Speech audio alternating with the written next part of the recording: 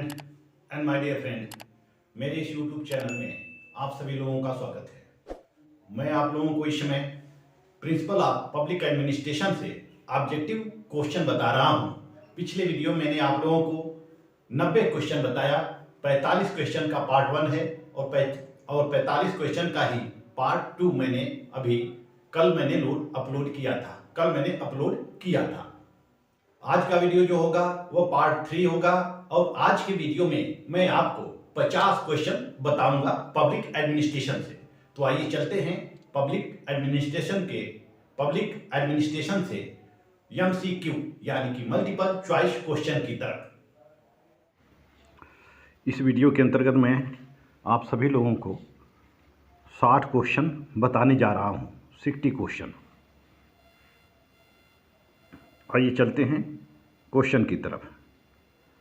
पिछली वीडियो में मैंने 90 क्वेश्चन तक पूरा किया था। इस वीडियो में 90 से ऊपर हम लोग चलेंगे। क्वेश्चन नंबर 91 है, किसका कथन है प्रशासन के विद्यार्थी राजनीतिक सिद्धांत से लाभ उठाते हैं तथा वे स्वयं ही राजनीतिक सिद्धांत में योगदान करते रहे हैं। यह कथन है प्रोफेसर वाल्डो का। Question number 92, ecology of administration किसकी रचना है। सभी ऑप्शन को पढ़ने के बजाय मैं सिर्फ जो सही ऑप्शन है वही पढ़ूंगा ताकि वीडियो मेरा जल्दी से समाप्त हो। 92 है, इकोलॉजी ऑफ एडमिनिस्ट्रेशन किसकी रचना है। Ecology of administration Herbert Simon की रचना है। क्वेश्चन नंबर 93, सहकारी व्यवस्था मॉडल किससे संबंधित है। यह किससे है। टाइपिंग में स्प्रिंट है, आप लोग क्वेश्चन को केवल समझिए, वर्तनी पर मत जाइएगा। सहकारी व्यवस्था मॉडल किससे संबंधित है, तो सहकारी व्यवस्था मॉडल चेस्टर बर्नार्ड से संबंधित है। क्वेश्चन नंबर 94 पर आते हैं। क्वेश्चन नंबर 94 है, संगठन के आधार में 4P सिद्धांत किससे संबंधित है, यानी 4P का सिद्धांत किसने दिया है, तो 4P का सिद्धांत लूथर गुलिक ने दिया है। क्वेश्चन नंबर 95 पर आते हैं। पद सोपान किस अंग्रेजी शब्द से लिया गया है। पद सोपान का अंग्रेजी क्या होता है, हायरार्की। पद सोपान किस अंग्रेजी शब्द से लिया गया है, तो हायरार्की से लिया गया है। क्वेश्चन नंबर 96 पर आते हैं। हायरार्की का अर्थ होता है निम्नतर पर तथा ये हो गया है निम्नतर पर उच्चतर का शासन। हायरार्की का मतलब क्या होता है कि जब उच्चतर लोग अपने अधीनस्थ पर शासन करते हैं तो उसको हायरार्की बोलते हैं, जिसको हम पद सोपान कहते हैं। हायरार्की को क्या कहते हैं, पद सोपान कहते हैं। क्वेश्चन नंबर 97, पद सोपान के मुख्य विद्वान कौन हैं। पद सोपान के मुख्य विद्वान कौन हैं। पद सोपान के मुख्य विद्वान हैं मूने तथा रैले ने पद सोपान का सिद्धांत दिया है और यही प्रतिपादक है। 98, गैंग प्लांग का अर्थ क्या होता है। गैंग प्लांग का अर्थ क्या होता है। गैंग प्लांग का अर्थ होता है स्तरों को लांघना।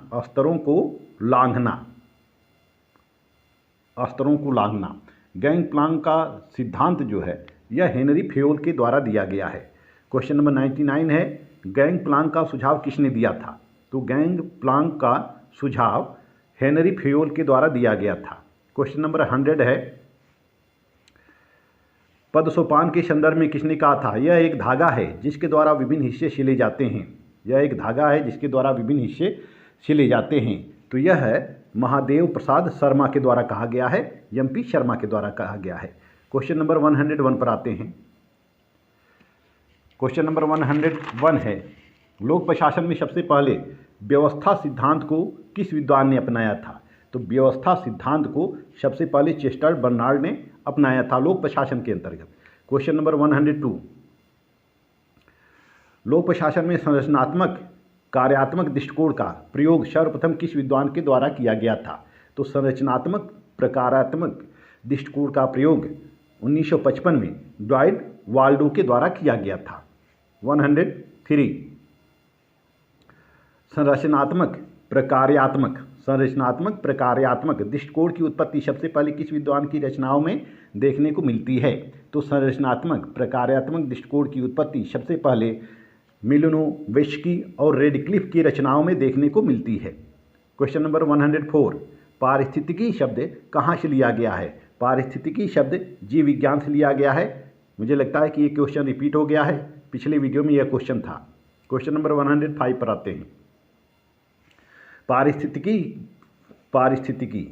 पारिस्थितिकी दृष्टिकोण का प्रयोग सबसे पहले किस विद्वान के द्वारा किया गया था? जॉन गाउस के द्वारा किया गया था पारिस्थितिकी दृष्टिकोण का प्रयोग। इन्होंने अपनी पुस्तक रिफ्लेक्शन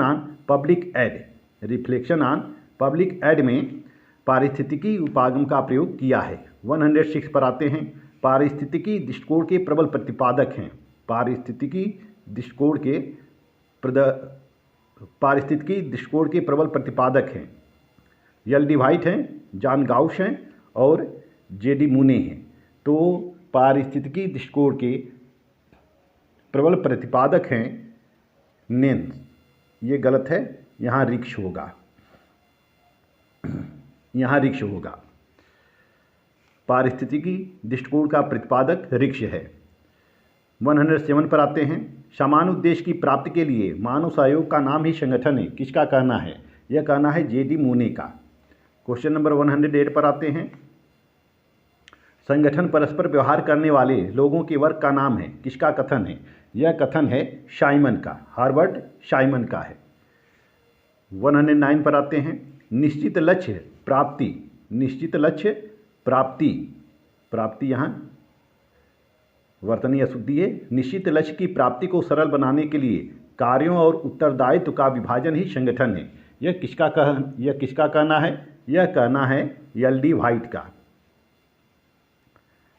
व्हाइट का। ऑप्शन बी सही है इसका। 110 पर आते हैं। कोई भी संगठन जिसका परिवर्तन रुक गया है, मृत्यु प्राय हो गया है, किसका कथन है? यह कथन है ग्लैडन का।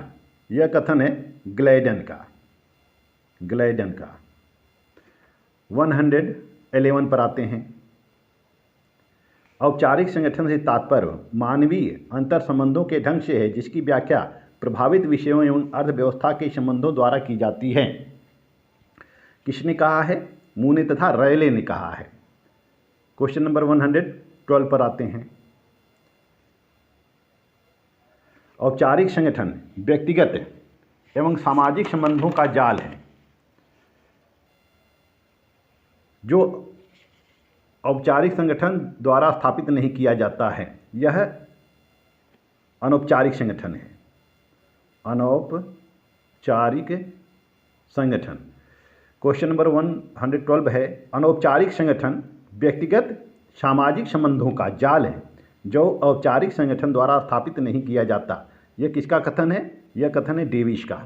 क्वेश्चन नंबर 113 पर आते हैं। संकल्प सिद्धांत किसके द्वारा दिया गया? संकल्प सिद्धांत किस विद्वान के द्वारा दिया गया है? तो संकल्प सिद्धांत चेस्टर बर्नार्ड के द्वारा दिया गया है। 114 पर आते हैं। औपचारिक संगठन के बारे में किसने कहा है? यह व्यक्तिगत संपर्क, यह संपार हो गया है, यहाँ संपर्क होना चाहिए था, संपर्क। यह व्यक्तिगत संपर्क एवं अंतःक्रियाओं तथा लोगों के संलग्न सामूहिकरण का शकल योग है। सरल नहीं, ये शकल योग होना चाहिए। क्वेश्चन को याद रखिए। औपचारिक संगठन के बारे में किसने कहा है? यह व्यक्तिगत संपर्क एवं अंतःक्रियाओं तथा लोगों के संलग्न समूहीकरण का शकल योग है। यह कहा गया है चेस्टर बर्नार्ड के द्वारा। क्वेश्चन नंबर 150 पर आते हैं। क्रीड़ा सिद्धांत के कौन समर्थक हैं? क्रीड़ा सिद्धांत के समर्थक हैं वान न्यूमैन तथा मॉर्गनस्टीन। 160 पर आते हैं।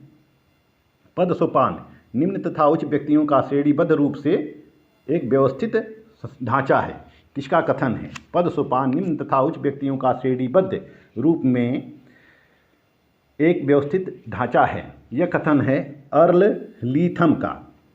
क्वेश्चन नंबर 170 पर आते हैं। हेनरी फेयोल नियंत्रण का क्षेत्र के अंतर्गत एक अधिकारी के अधीन कितने अधीनस्थों की संख्या को मानता है? तो हेनरी फेयोल 5 या 6 अधीनस्थों को उचित मानता है कि एक अधिकारी 5 या 6 व्यक्तियों को नियंत्रित कर सकता है। अब 118 पर आते हैं। लिंडाल उर्विक के अनुसार एक उच्च पदाधिकारी के अधीन नियंत्रण की आदर्श संख्या कितनी होनी चाहिए? तो लिंडाल उर्विक के अनुसार एक उच्च अधिकारी के अधीनस्थों की संख्या 4 होनी चाहिए। ग्रेकुनास नियंत्रण के क्षेत्र के अंतर्गत अधीनस्थ कर्मचारियों की संख्या कितनी मानता है? ग्रेकुनास ने 6 माना है। 120 पर आते हैं। पद सोपान को स्केलर पद्धति किसने नाम दिया है? तो पद सोपान को स्केलर पद्धति मूने तथा रैले ने दिया है। क्वेश्चन नंबर 121 पर आते हैं। नियंत्रण की मूल प्रकृति समन्वय की स्थापना करती है। नियंत्रण की मूल प्रकृति समन्वय की स्थापना करती है। यह कथन किसका है? यह कथन हीमैन का है। 122 पर आते हैं। किसका कथन है? किसी कर्मचारी को केवल एक वरिष्ठ अधिकारी द्वारा ही आदेश दिए जाएं। किसी कर्मचारी को केवल एक वरिष्ठ अधिकारी द्वारा ही आदेश दिए जाएं। यह कथन है हेनरी फेयोल का। यह कथन है हेनरी फेयोल का। Question number 123। आदेश की एकता को किसने काल्पनिक बताया है? आदेश की एकता को किसने काल्पनिक बताया है? शेकलर तथा हेडसन ने आदेश की एकता को काल्पनिक कहा है। Question number 124। ऐसे सत्य हैं जो सिद्ध मान लिए गए हैं, जिन पर विश्वास किया जा सकता है। किसका कथन है? यह कथन हेनरी फेयोल का। 125 पर आते हैं। हेनरी फेयोल ने संगठन के कितने सिद्धांत बताए हैं? तो हेनरी फेयोल ने संगठन के 14 सिद्धांत बताए हैं। उर्विक ने संगठन के कितने सिद्धांत बताए हैं? उर्विक ने संगठन के 8 सिद्धांत बताए हैं। मूने तथा रैले ने संगठन के कितने सिद्धांतों का वर्णन किया है? मूने तथा रैले ने संगठन के 4 सिद्धांतों का वर्णन किया है। 128। लूथर गुलिक ने संगठन के कितने सिद्धांतों का विवेचना किया है? तो लूथर गुलिक ने 10 सिद्धांत बताए हैं संगठन के। 129 पर आते हैं। सामान्य ये सामान्य नहीं है, ये है समन्वय होना चाहिए। समन्वय है यहाँ पर। समन्वय मुख्य कार्यपालिका संगठन में कठिनाइयों का अंत करने वाला पर्यवेक्षक। ये पर्यवेक्षक है। पर्यवेक्षक एवं आगामी कार्यक्रमों का प्रवर्तक होता है। किसका कथन है? समन्वय मुख्य कार्यपालिका संगठन में कठिनाइयों का अंत करने वाला पर्यवेक्षक एवं आगामी कार्यक्रमों का प्रवर्तक होता है। किसका कथन है? यह कथन है डीमार्क का। यह कथन है डीमार्क। यहाँ डीमार्क हो गया है, डीमार्क होना चाहिए। यह कथन है डीमार्क का। क्वेश्चन नंबर 30 पर आते हैं। 130 पर आते हैं। लोक प्रशासन में कहावतें और कल्पनाएं किससे संबंधित है? किससे संबंधित हैं? तो लोक प्रशासन में कहावतें और कल्पनाएं यह संगठन के सिद्धांत से संबंधित है। 131 पर आते हैं। फिफनर एवं शहरउड, ये शेरउड है।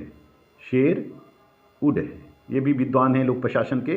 फिफनर एवं शेरउड में पद सोपान के कितने प्रकार बताए गए हैं? फिफनर एवं शेरउड ने, यह में नहीं है, यह ने है। पद सोपान के कितने प्रकार बताए हैं? गए हैं नहीं। फिफनर एवं शेरउड ने पद सोपान के कितने प्रकार बताए हैं? तो फिफनर और शेरउड ने पद सोपान के 4 प्रकार बताए हैं। पहला है कार्य का सोपान, फंक्शन का सोपान। दूसरा है प्रतिष्ठा का सोपान। तीसरा है कुशलता का सोपान और चौथा है वेतन का सोपान। इसने पद सोपान के 4 प्रकार बताए हैं। 132 पर आते हैं। नियंत्रण के क्षेत्र का विस्तृत विवेचन किस विद्वान के द्वारा किया गया है? तो जो नियंत्रण का क्षेत्र है यह ग्रेकुनास से संबंधित है। कहीं भी अगर क्वेश्चन आता है कि नियंत्रण का क्षेत्र किससे संबंधित है, तो यह ग्रेकुनास से संबंधित है।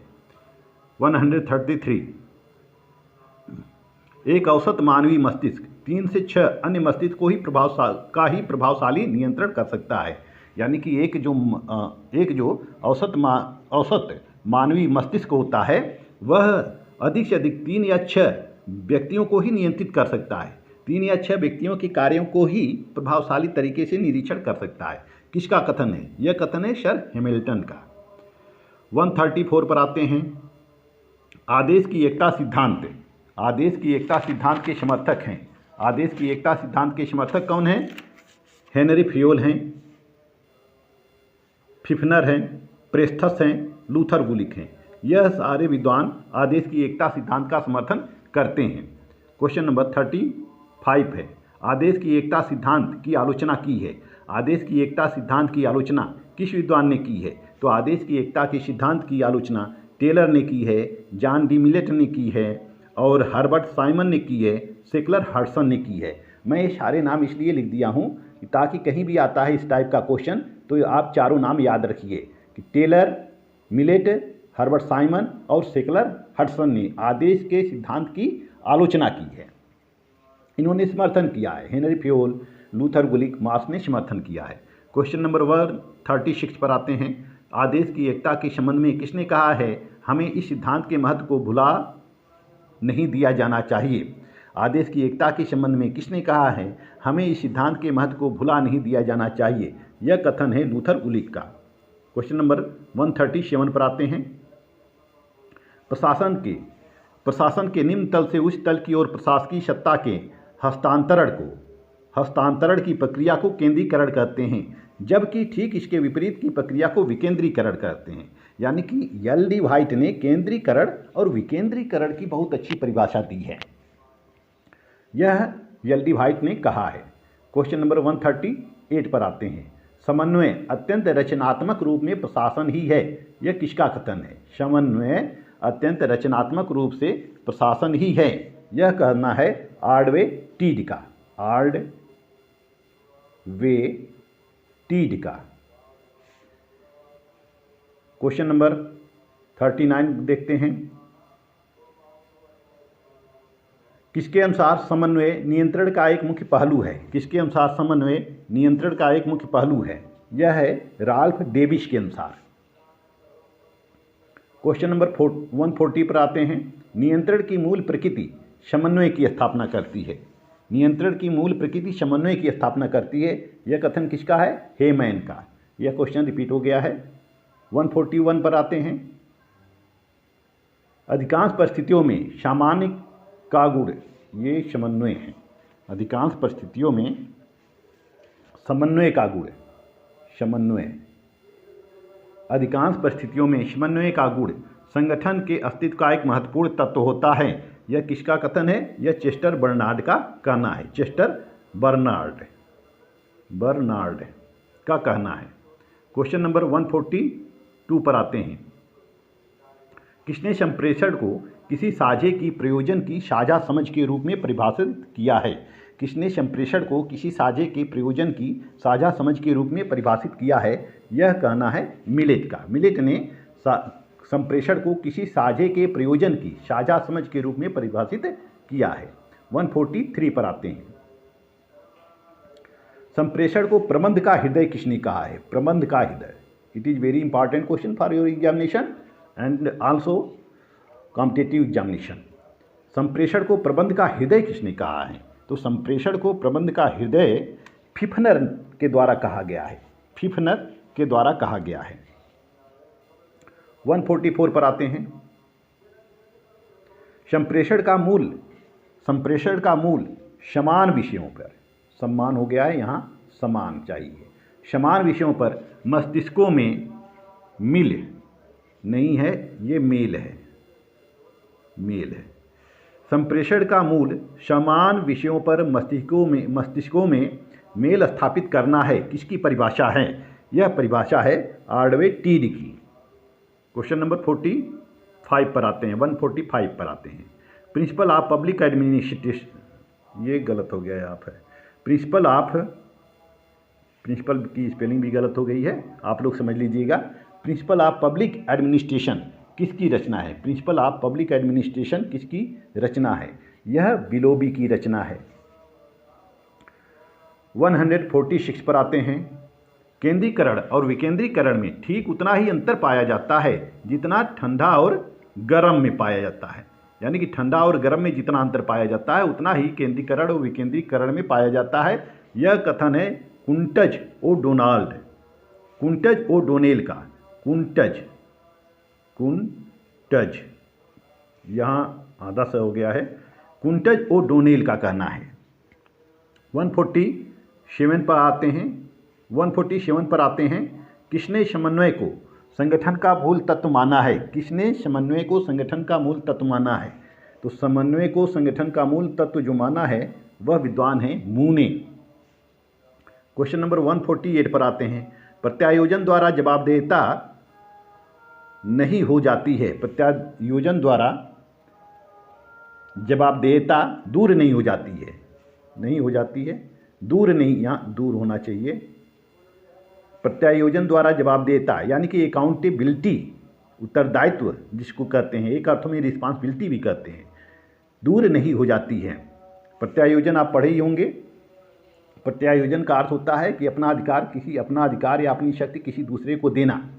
तो जब हम किसी दूसरे को अधिकार दे देते हैं तो इसका मतलब यह नहीं है कि हमारी अकाउंटेबिलिटी समाप्त हो गई है। यह किसका कथन है?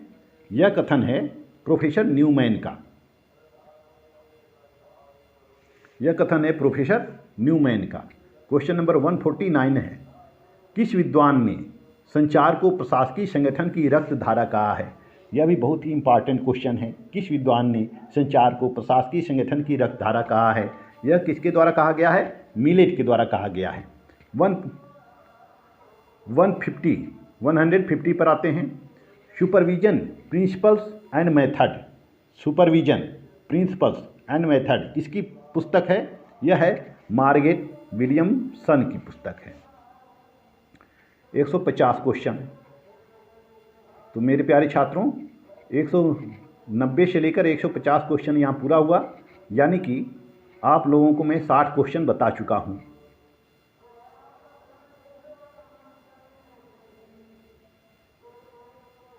अब इसके बाद में आप सभी लोगों को अगले वीडियो में सारा क्वेश्चन बताऊंगा, यानी क्वेश्चन नंबर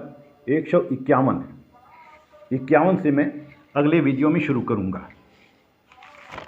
आशा करता हूं कि मेरा यह वीडियो आप लोगों को पसंद आया होगा। यदि वीडियो पसंद आता है तो आप लोग कमेंट कीजिएगा